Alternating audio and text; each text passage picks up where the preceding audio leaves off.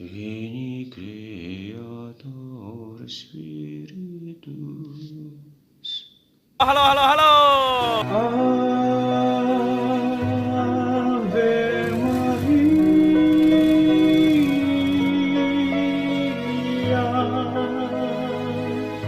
Penulis surat kepada orang Ibrani menuliskan, karena kita mempunyai banyak saksi, bagaikan awan yang mengelilingi kita. Marilah kita menanggalkan semua beban dan dosa yang begitu merintangi kita, dalam berlomba dengan tekun, dalam perlombaan yang diwajibkan bagi kita. Marilah kita melakukannya dengan mata yang tertuju kepada Yesus, yang memimpin kita dalam iman, dan yang membawa iman kita itu kepada kesempurnaan, yang dengan mengabaikan kehinaan, tekun memikul salib ganti sukacita, yang disediakan bagi Dia yang sekarang duduk di sebelah tahta Allah.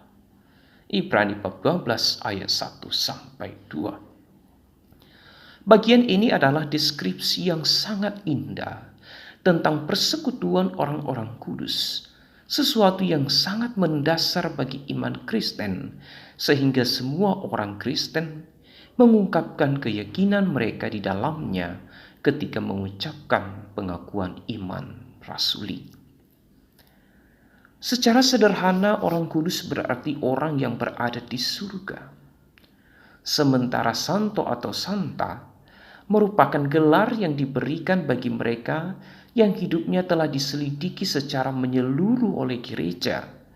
Biasanya melalui perantaraan dua mukjizat dapat dibuktikan telah terjadi dan penyelidikan terhadap kehidupan serta kesalehan orang kudus atau santo-santa yang bersangkutan. Istilah tersebut berlaku untuk siapapun di surga. Mereka adalah para martir yang menghadapi kematian bagi Kristus. Mereka semua adalah bagian dari persekutuan orang-orang kudus. Gereja memperingati semua orang kudus ini pada hari raya semua orang kudus. Sejarah pesta itu mengungkapkan banyak hal tentang pemahaman gereja tentang persekutuan orang-orang kudus.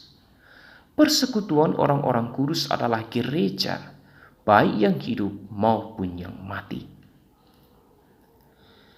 Mula-mula hari raya semua orang kudus bukan perayaan yang dirayakan oleh gereja universal dan tidak dirayakan di mana-mana pada 1 November sebagaimana kita rayakan pada saat ini. Pesta ini dimulai pada abad-abad awal gereja ketika umat Kristiani memperingati banyak martir yang meninggal akibat penganiayaan kekaisaran Romawi. Ada begitu banyak martir yang dipandang sebagai saksi yang sangat penting, sehingga orang Kristen awal tidak ingin meninggalkan mereka. Sehingga satu peringatan untuk semua martir dirayakan setiap musim semi. Ini merupakan peringatan paling awal yang kita ketahui tentang sesuatu yang mirip dengan hari raya semua orang kudus.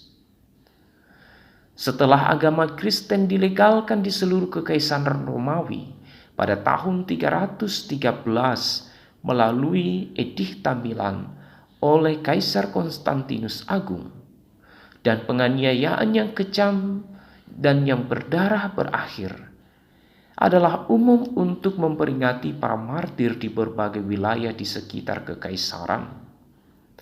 Kita bahkan bisa melihat ini dirujuk dalam tulisan-tulisan para kudus, misalnya tulisan Santo Efrem dan tulisan Santo Yohanes Chrysostomus. Praktik peringatan semua orang kudus segera menyebar jauh ke seluruh Mediterania dan sekitarnya, seperti Antiochia, Roma, Inggris, Salzburg, dan wilayah lainnya. Pada awal abad ke-7, Paus Bonifasius IV mendedikasikan Pantheon Romawi, yang sebelumnya merupakan tempat suci bagi semua dewa-dewi mitologi Romawi, sebagai gereja yang didedikasikan bagi Santa Perawan Maria Terberkati dan semua martir. Paus Gregorius III juga menahbiskan sebuah kapel di Basilika Santo Petrus kepada semua orang kudus pada tanggal 1 November. Kemudian, Gereja Romawi mengadopsi 1 November sebagai tanggal pesta semua orang kudus di abad ke-8.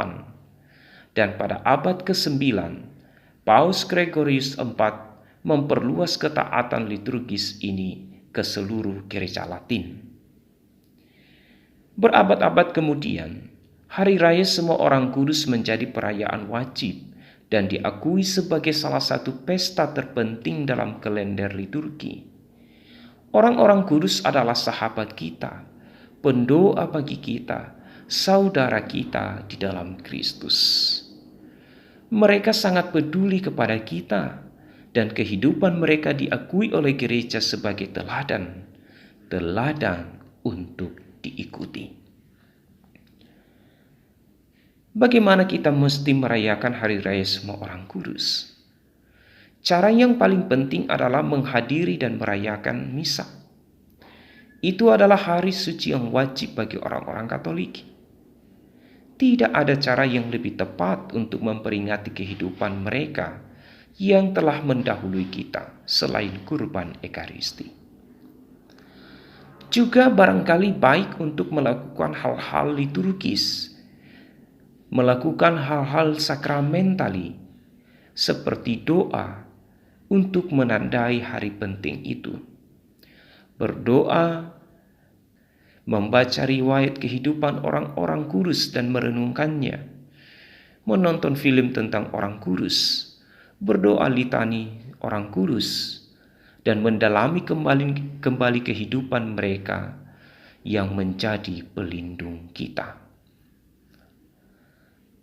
Akhirnya, Hari Raya Semua Orang Kudus adalah waktu yang tepat untuk berdoa kepada semua pria dan wanita suci ini.